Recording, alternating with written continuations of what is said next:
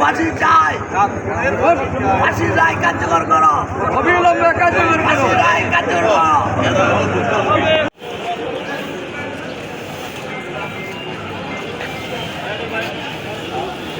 সেই গডফাদার শামীম ওসমান, মোহাম্মদ আলী গঙ্গের নুর হোসেনদেরকে আমরা ফাঁসি চাই, অনন্ত বিলম্বে ফাঁসি দিতে হবে। ফাঁসি যদি না দেওয়া হয় তাদেরকে ছাড় দেওয়া হবে না।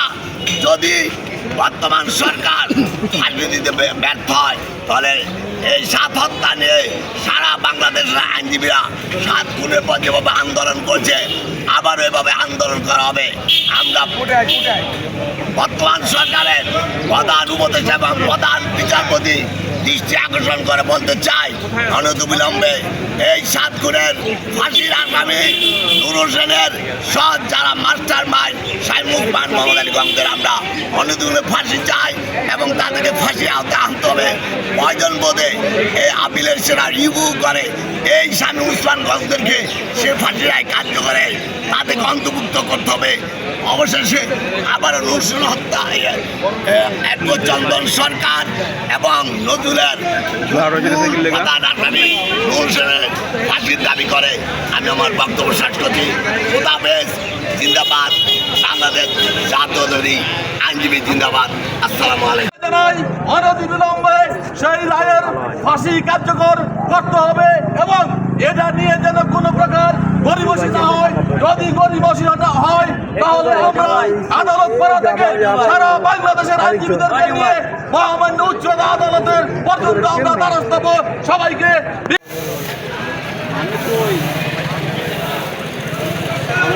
40টি এনে দ্রুত এর শুনানি উত্তর নিম্ন আদালতের রায় কার্যকর করা।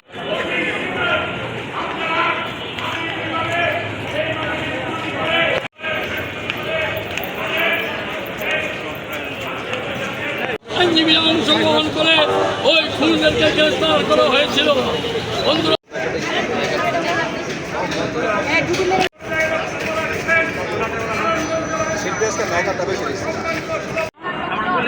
যেই হত্যার বিচার, যেই নস্যকর হত্যা হয়েছিল সবাই বিচার চায়, কিন্তু কেন সুপ্রিম কোর্ট ঝুলে আছে, কেন এটা বিচার হচ্ছে না তা আমরা এখন নিরাশ হয়ে আছি। এখন আমরা মাননীয় প্রধান উপদেষ্টার প্রতি দাবি এবং অ্যাটর্নি জেনারেলের উপরে দাবি, প্রধান বিচারপতির দাবি ওনারা যাতে সার্বিক সহযোগিতা করে আমাদের এই রায়টা দ্রুত যাতে কার্যকর করা হয়, ওনারা যাতে সেই ব্যবস্থা করে দেন এবং 7টা পরিবারের যে গুরুত্বপূর্ণ মানুষগুলো মারা গেছে তাদের তো আর কখনো ফিরে পাওয়া যাবে না। অন্তত আমরা এতটুকু স্বস্তি পাই যে তাদের হত্যার বিচার হয়েছে। এই কঠিন হত্যার যেটা চাঞ্চল্যকর সব কিছু প্রমাণ ছিল, সবার হাতে দেখা, সবার চোখে দেখা কিভাবে হত্যা করা হয়েছে, নৃশংসভাবে হত্যা করেছে, নির্যাতিতভাবে হত্যা করা হয়েছে। যাতে এই বাংলাদেশের মাটিতে বিচার হোক, আমাদের সব 7 পরিবার থেকে এইটাই দাবি যে আমরা এই হত্যার বিচার চাই, আর কিছু চাওয়া নাই, শুধু এই রায়টা কার্যকর করার বিচার চাই। এতটুকু আমাদের দাবি, আর কোনো আমাদের দাবি নেই।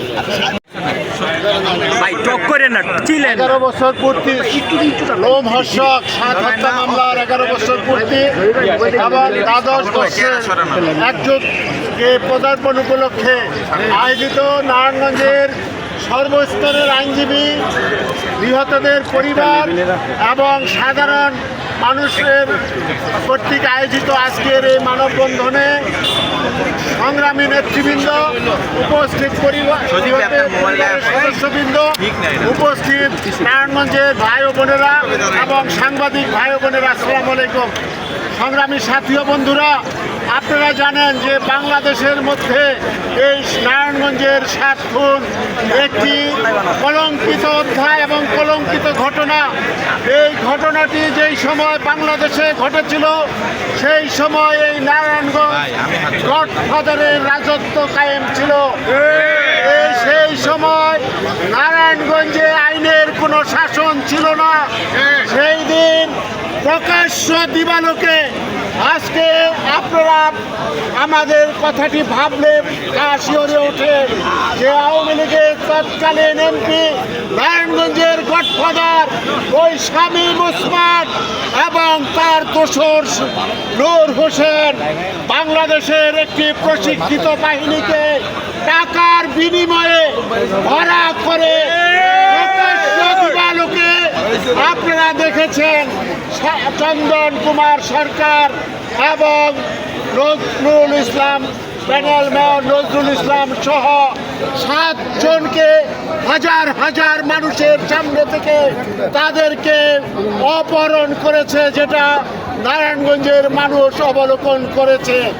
আজকে আমরা বলতে চাই, সেদিন আমি নারায়ণগঞ্জের আইনজীবী সমিতির সভাপতি ছিলাম।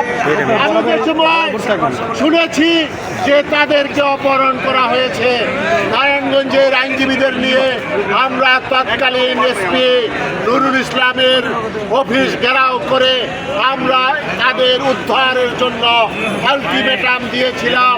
আমরা র্যাব অফিসে যোগাযোগ করেছিলাম, আমরা থানায় যোগাযোগ করেছিলাম, আমরা স্বরাষ্ট্র মন্ত্রণালয়ে যোগাযোগ করেছিলাম, তৎকালীন ফ্যাসিস্ট শেখ হাসিনার মন্ত্রী পরিষদের সাথে যোগাযোগ করেছিলাম। কিন্তু তারা যেটা বলেছে, উপরন্তু আমাদেরকে দোষ দিয়েছে যে আমরা সরকারকে আমরা দোষারোপ করে সরকারের ভাবমূর্তি নষ্ট করতে চাই। আমরা চেয়েছিলাম এই 60টি তাজা মানুষকে জীবিত অবস্থায় ফেরত, কিন্তু আমরা দেখলাম 3 দিন পরে 30 তারিখে ওই শীতলক্ষা নদীতে তাদের লাশ যেভাবে ভেসে এসেছিল, তাদের প্রত্যেকের বুকের মধ্যে 24টি করে ইট বাঁধা ছিল।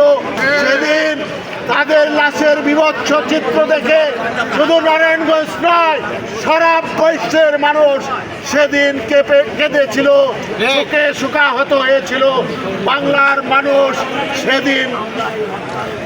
সেদিন আন্দোলনে ঝাঁপিয়ে পড়েছিল।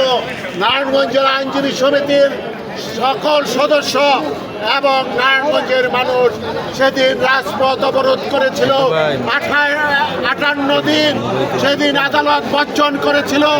সেদিন তারপরেও সরকার এই মামলাটিকে ভিন্ন খাতে প্রবাহিত করার চেষ্টা করেছে ওই শামীম ওসমানের নেতৃত্বে। আমরা জানি যে এই প্রেক্ষাপটে আমরা বলতে চাই, আমরা সেদিন এই মামলার বিচারের জন্য সুপ্রিম কোর্টে একটি রিট পিটিশন দায়ের করেছিলাম। সেখানে আমি বাদী হয়েছিলাম এবং চন্দন সরকারের মেয়ের জামাতা সে বাদী হয়েছিল এবং ইসমাইল আমাদের আরেকজন আইনজীবী সে বাদী হয়েছিল। আমরা সেদিন সুপ্রিম কোর্ট থেকে একটি সুন্দর আদেশ পেয়েছিলাম। সেই আদেশের পরে এই আসামিদেরকে গ্রেপ্তার করা হয় এবং তারা জাতির সামনে আদালতে তাদের দোষ স্বীকার করে। এই দোষ স্বীকারোক্তির মাধ্যমে সেদিন প্রমাণিত হয়েছিল যে তাদেরকে অপহরণ করা হয়েছে, খুন করা হয়েছে একটি প্রশিক্ষিত বাহিনীর মাধ্যমে। আজকে এই নারায়ণগঞ্জে আমরা সুবিচার পেয়েছিলাম আদালতে, সেদিন সুবিচার পেয়েছিলাম বাংলাদেশের মানুষের ঐকান্তিক প্রচেষ্টা এবং নারায়ণগঞ্জের আইনজীবী সাধারণ মানুষ এবং আমাদের সাংবাদিক ভাইদের ঐকান্তিক প্রচেষ্টার কারণে। আমরা বলতে চাই, সেদিন যে সুপ্রিম কোর্টে আসামিরা আপিল করেছিল, সেই আপিল শুনানি এবং ডেট রেফারেন্সে সেদিন 26 জনের যে নিম্ন আদালতে মৃত্যুদণ্ড হয়েছিল, তার থেকে 15 জনকে সেদিন মৃত্যুদণ্ড বহাল রেখেছে এবং 11 জন 26 জনের মধ্যে 11 জনকে যাবজ্জীবন সাজা প্রদান করা হয়েছে। আপনারা দেখেছেন এবং অন্যান্যদেরকে বিভিন্ন মেয়াদে সাজা দেওয়া হয়েছে। কিন্তু গত 11 বছর আপনারা দেখেছেন এই আসামিরা প্রভাবশালী। ওই মোফাজ্জল হোসেন চৌধুরী মায়ার মেয়ের জামাতা তারেক সাইদ কর্নেল এবং অন্যান্যরা আওয়ামী লীগের মদতপুষ্ট ছিল। তারা ওই উচ্চ আদালতে এই মামলাকে ভিন্ন খাতে প্রবাহিত করে আপিল করার পরেও আজকে 6-7 বছর হয়ে গেছে, আজকে পর্যন্ত এই মামলার নিষ্পত্তি হচ্ছে না। আজকে আপিলার ডিভিশনে মামলাটি দীর্ঘায়িত করা হচ্ছে। আমরা বলতে চাই, ওই ফ্যাসিস্টের পতন হয়েছে, 5ই আগস্ট বিপ্লবের মাধ্যমে যেই সরকার গঠিত হয়েছে সেই সরকারের কাছে আমাদের অনুরোধ, অবিলম্বে এই মামলাটি দ্রুততার ভিত্তিতে আপিলেট ডিভিশনে আপনারা এটি নিষ্পত্তির ব্যবস্থা করবেন এবং 15 দিনের মধ্যে শুনানির ব্যবস্থা করে এই রায় কার্যকর করবেন এই আশাবাদ ব্যক্ত করে এবং এর মাধ্যমে